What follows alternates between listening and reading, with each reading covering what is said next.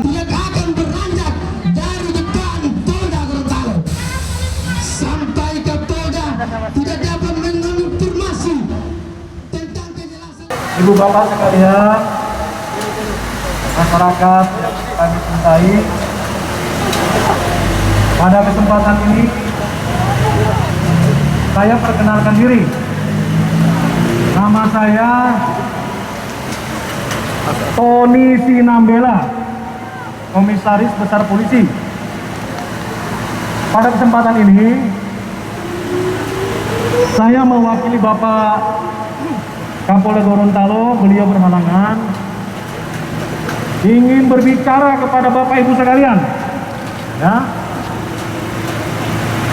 Beberapa waktu yang lalu saya sudah menjelaskan bahwa persoalan investasi ini itu sudah masuk dalam ranah hukum.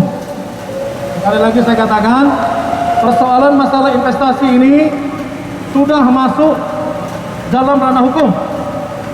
Dan kami mengimbau kepada masyarakat yang merasa dirugikan segera membuat laporan kepada kita supaya kita tahu ya siapa yang dirugikan, siapa-siapa saja yang menjadi anggota investasi ini. Kalau katanya datanya sampai puluhan ribu, mana datanya? Yang masuk ke Polda Gorontalo itu hanya 10 orang saja. Supaya diketahui bagaimana mau proses hukumnya. Kalau hanya 10 orang, tapi tuntutan sampai katanya 40.000. Kita tidak tahu data dari mana itu. Dan kalau tidak dilaporkan, bagaimana kita mau bekerja? Itu saja. Kalau kalian merasa dirugikan, lapor. Siapa itu yang merugikannya?